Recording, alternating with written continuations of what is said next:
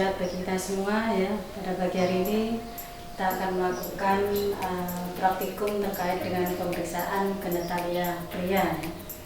Jadi Anda perlu ketahui terlebih dahulu, tentunya anatomi fisiologinya sudah tahu ya, genitalia pria. Mungkin saya review sebentar terkait dengan anatomi fisiologinya ya.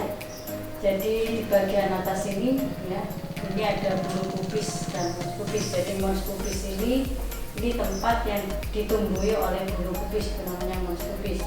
Kemudian ini namanya batang penis. Jadi ini ada batang penis. Kemudian ini gland penis ya, ini orificium uretra atau meatus uretra. Jadi orificium, meatus itu bagian dari lubang istilah lubang dari lubang uretra. Kemudian berikutnya di sini ada skrotum ya, skrotum itu kulit yang melapisi testis, itu namanya skrotum.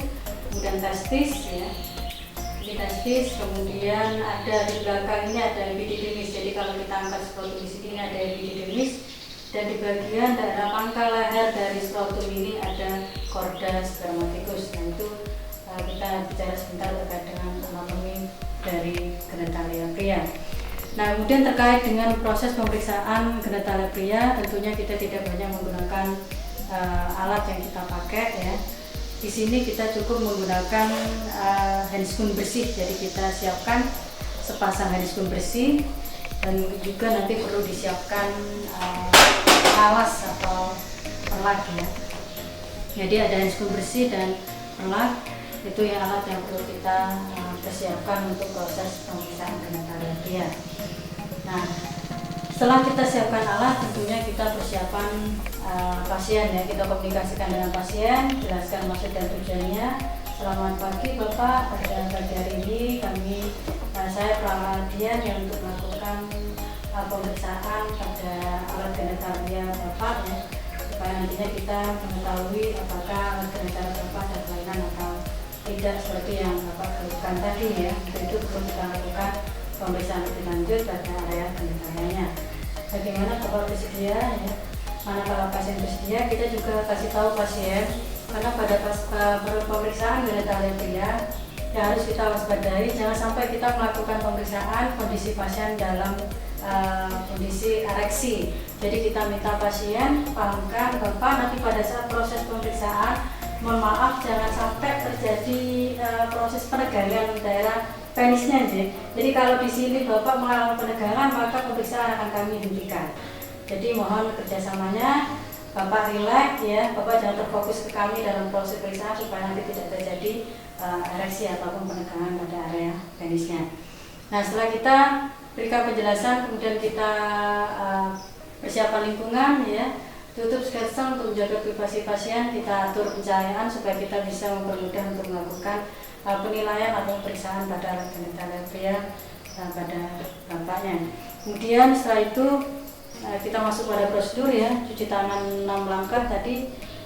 Kita bersihkan tangan kita pada air yang mengalir, dan kita pakai sabun atau scrub yang ada ya, kita bersihkan. Cuci tangan 6 langkah, kita bersihkan punggungnya.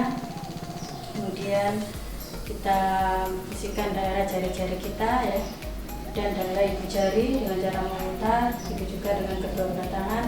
Setelah itu ujung-ujung jari kita ya, baik pada tangan kanan maupun tangan kiri. Nah, setelah cuci tangan ya kita keringkan dengan menggunakan handuk ya. Setelah itu kita ambil handscoon bersih ya. Jadi setiap kontak dengan pasien upayakan kita menggunakan handscoon supaya kita tidak terkontaminasi dari penyakit ataupun bakteri yang ada di pasiennya.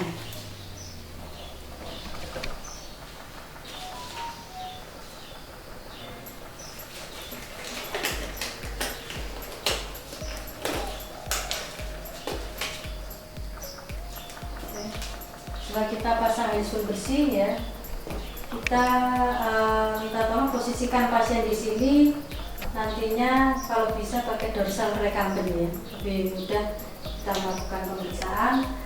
Kalau nanti pasiennya supinasi, kita juga agak kesulitan nanti saat memeriksa area testis dan skrotum, karena perlu kita angkat nantinya.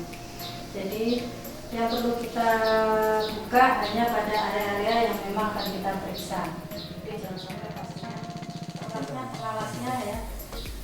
Ini kami khawatir nanti kalau misalkan pasien datang dengan keluhan, misalkan ada tanda-tanda mengarah pada sifilis, gonore ya, kami khawatir ada cairan yang keluar nantinya yang akan mengontaminasi tempat yang digunakan untuk melakukan pemeriksaan.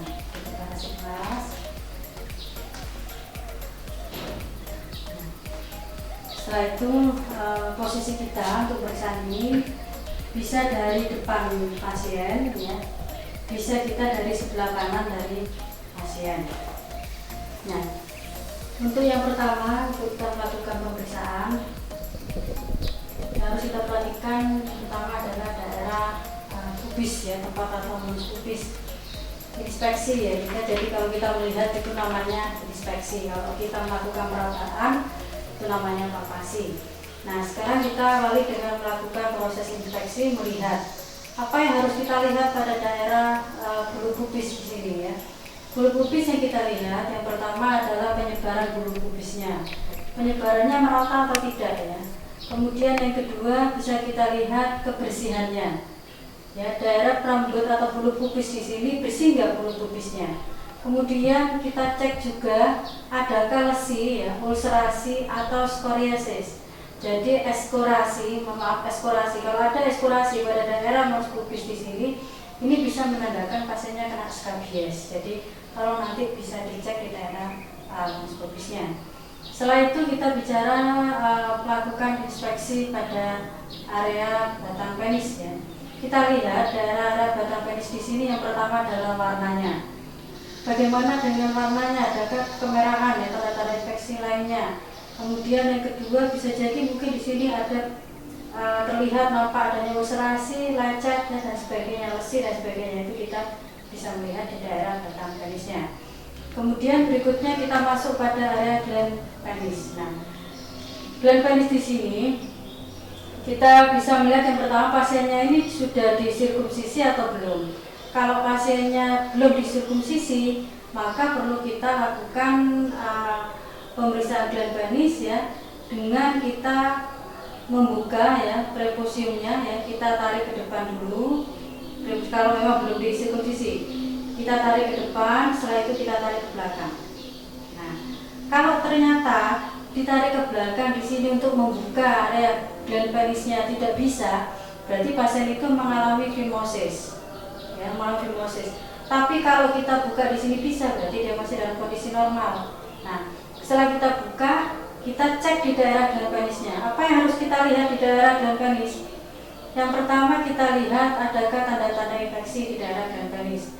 Kemudian yang kedua, adakah tanda-tanda yang mengarah pada herpes? Ya, jangan-jangan dia punya herpes pasiennya. Nah, daerah gland penisnya kita lihat. Kemudian ada lesi enggak di daerah sekitar gland penis?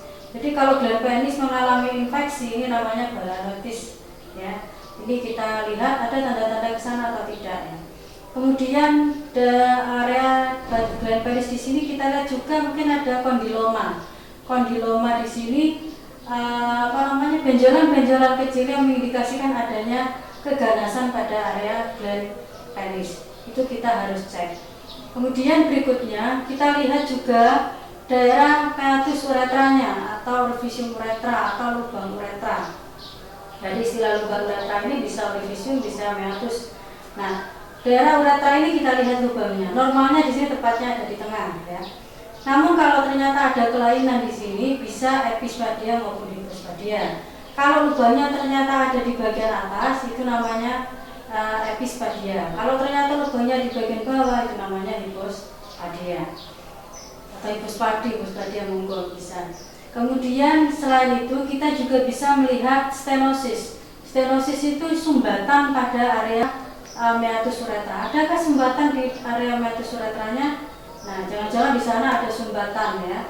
Ada sumbatan entah itu dari proses perdarahan, entah itu ada kerak-kerak dari sperma dan sebagainya yang mengering di daerah lubang uretra ya. Ini kita lihat ada stenosis atau tidak.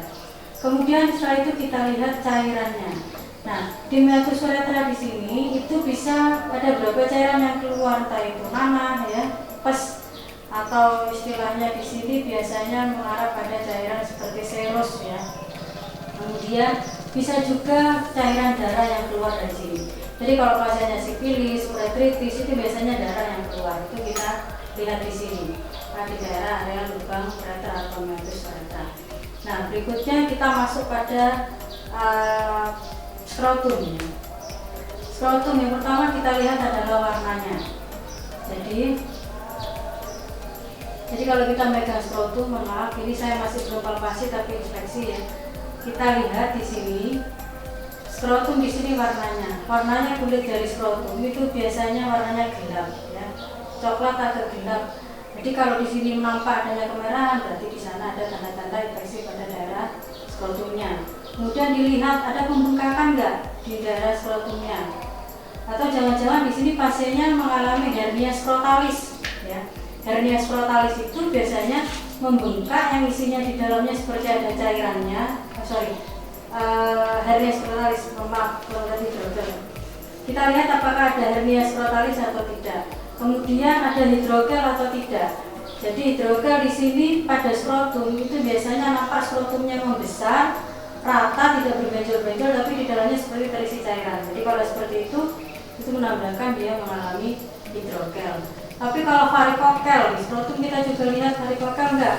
Kalau di varikokel di sini nampak adanya kebiruan ya, pembuluh darah ataupun kebiruan di daerah sepanjang skrotum ya, yang melingkari skrotum di sini. Dan seperti terjadi proses pembengkakan. Nah, ini namanya hidrogel. Nah, setelah itu kita cek juga daerah testis. Yang perlu kita lihat di testis di sini ukuran ya, jumlahnya mungkin pertama jumlahnya ada 2. Jadi testis di sini ada 2. Ukurannya ya, kalau terlalu kecil itu namanya nanti cryptodisme ya, cryptodisme. Itu kalau ternyata testisnya mengalami proses pengecilan di sini. Nah, ini proses inspeksinya. Kemudian kita lanjutkan pada proses palpasinya. Palpasi ya. Palpasi kita melakukan proses penekanan. Jadi kita melakukan proses penekanan pada daerah pubis di sini. Adakah ditekan, adakah nodul atau tidak. Ini daerah pubisnya. Kemudian untuk batang penis kita gunakan 2 jari di bawah ya, kemudian ibu jari bagian atas. Nah, ini kita palpasi mulai dari ujung sampai pangkal ya. Kemudian nyeri tekan tidak pasiennya, ada nodul enggak sepanjang kita melakukan pemeriksaan palpasi pada batang penis.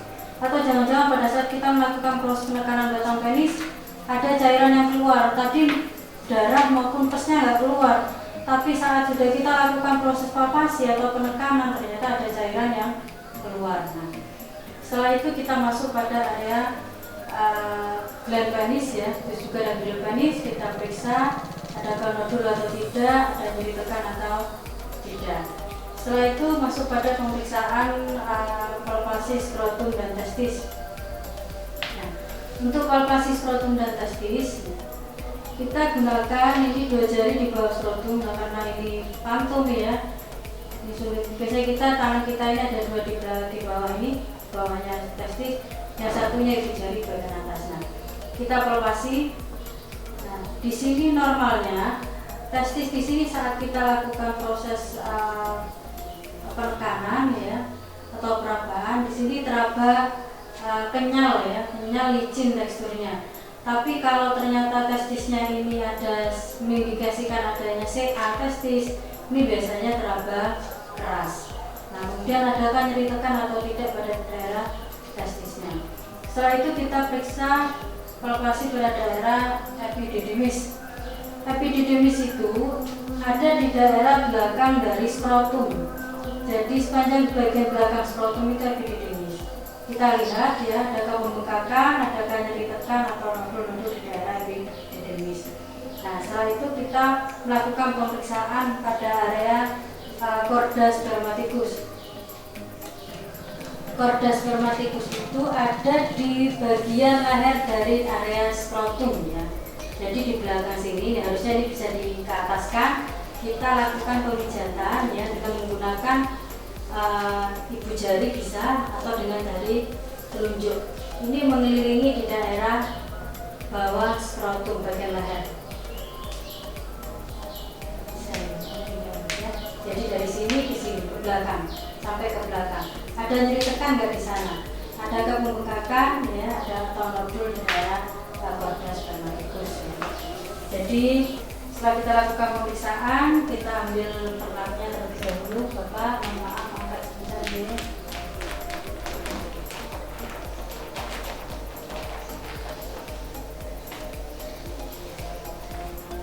Setelah selesai kita tutup kembali.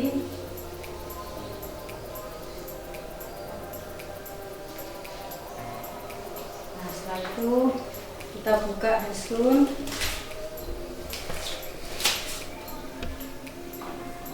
kemudian kita cuci tangan kembali di air yang mengalir ya.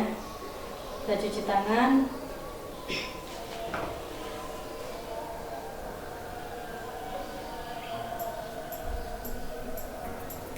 Oke, setelah itu kita keringkan dengan handuk.